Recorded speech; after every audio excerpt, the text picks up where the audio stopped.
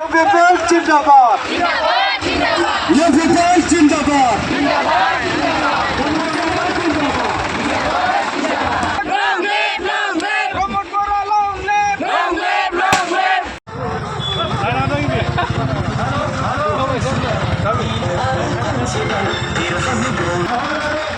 মই প্ৰথমতে আমাৰ UPPL দলৰ সভাপতি শ্ৰীযুত প্ৰমোদ বড়ো ডাঙৰীয়া তেখেতক বহুত বহুত ধন্যবাদ যাচিছোঁ।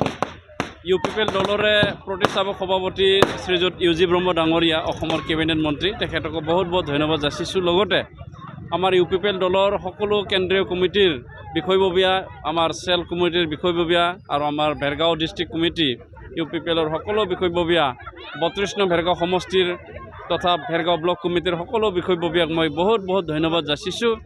আমাৰ ভেৰগাঁও কনষ্টিটুৱেঞ্চিৰ 14 প্ৰাইমাৰী কমিটিয়ে দিনে নিশা কাম কৰাৰ কাৰণে আজি আমি UPPL দল হিচাপে শক্তিশালী ৰূপত থিয় দিবলৈ সক্ষম হৈছে। গতিকে মই আমাৰ প্ৰাইমাৰী কমিটিৰ সকলো বিষয়ববীয়াক মই ধন্যবাদ যাচিছোঁ। 81টা বুথ কমিটি আছে আমাৰ, সকলো বুথ কমিটিৰ কাৰ্যকৰ্তা, আমাৰ VCDC চেয়াৰমেন সকলোকে মই ধন্যবাদ যাচিছোঁ। আৰু আমাৰ ভেৰগাঁওবাসী সকলো ৰাইজ তথা ভেৰগাঁও অঞ্চলৰ বিভিন্ন দল সংগঠনৰ সকলো ব্যক্তিক মই প্ৰথমতে ধন্যবাদ যাচিছোঁ। 2020 চনত আমি এই ভেৰগাঁও সমষ্টিৰ সকলো ৰাইজৰ সহযোগত জয়ী হৈ পেলাই ৰাইজৰ সেৱা কৰিব আমি সুযোগ পাইছিলোঁ। আৰু এইবাৰো মই আশা ৰাখিছোঁ ভেৰগাঁও সমষ্টিত এইবাৰ 61,000 ভোট আছে। 61,000 ভোটৰ যিসকল ৰাইজ আছে আমাৰ ভেৰগাঁও সমষ্টিত 365টা সমাজ তেখেতসকলৰ আশীৰ্বাদত বিজয় হৈ পেলাই তেখেতসকলক সেৱা কৰিবৰ কাৰণে মোক আকৌ পুনৰবাৰ সুযোগ দিব, মই তেখেতসকলক হাতযোৰ কৰি অনুৰোধ কৰিছোঁ।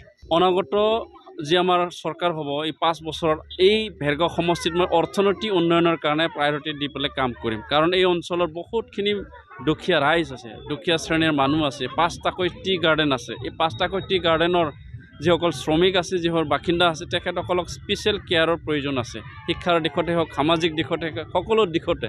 গতিকে এইখিনি আগত লৈ যোৱাৰ মোৰ এটা পৰিকল্পনা আছে। আমাৰ 99% গাঁও অঞ্চল, এই গাঁও অঞ্চলৰ বহুতখিনি কৃষক আছে, শ্ৰমিক আছে, তেখেতসকলক ন্যায় আৰু তেখেতসকলক সহায় সহযোগিতা আগবঢ়োৱা আমাৰ দায়িত্ব আছে। বহুত যুৱক যুৱতী নিবনুৱা, আৰু এতিয়াও আমাৰ সমষ্টিত আমাৰ স্কুল ড্ৰপ আউট ষ্টুডেণ্টৰ সংখ্যা কমোৱা নাই। গতিকে এইবিলাকৰ ব্যৱস্থা আমি কৰাই দিয়াৰে হ'ব মোৰ মূল ইছ্যু।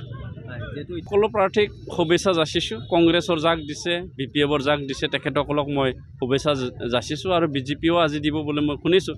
আগতীয়াকৈ তেখেতকো মই শুভেচ্ছা যাচিছোঁ। আমাৰ UPPL দল হিচাপে ৰাইজৰ লগত থকা দল, আঞ্চলিক যি চিন্তাধাৰাইদি আমি এই অঞ্চলটোৰ উন্নয়নৰ কাৰণে, আৰু আমি 2020ত চৰকাৰ গঠন কৰাৰ পিছত এই অঞ্চলৰ শান্তি স্থাপন হৈছে। আৰু এই শান্তি সম্প্ৰতি আমি সদায় চিৰস্থায়ী আমি কৰিব বিচাৰোঁ। সেই হিচাপে আমাৰ ৰাইজে বুজিছে প্ৰমোদ বড়ো ডাঙৰীয়াৰ নেতৃত্বত এই 5টা বছৰত কি কাম হৈ গ'ল আৰু তেওঁ কেনেকুৱা কাম কৰিছে এইটো ৰাইজে বুজিছে। গতিকে আমি UPPL দল হিচাপে কোনে সহায় কৰে, এইটোৰ লগত কোনো ৰাজনৈতিক দলৰ লগত আমাৰ মতভেদো নাই, তেওঁলোকৰ লগত আমাৰ বেয়া পোৱা এই পৰিৱেশো নাই। আমাৰ কাম আমি কৰি যাম। গতিকে চাই ল'ম আমি কেইদিনমান পিছত কোনে কি ধৰণৰ ৰাইজৰ কাষ চাপিব পাৰে। এতিয়ালৈকে আমি প্ৰতিদ্বন্দ্বী হিচাপে আমি ক'ব পৰা হোৱা নাই। আমাৰতো ভোট এতিয়ালৈকে 35,000+ হৈ আছে আমাৰ কাৰণ বুথ কমিটিৰ পৰ্যায়ত আমাৰ কাম চলিছে। আমাৰ ফেজ 1, ফেজ 2, ফেজ 3, ফেজ 4 এনেকুৱা আমাৰ পলিটিকেল পলিচি আমি কাম কৰিলোঁ বুথ কমিটিৰ দ্বাৰা।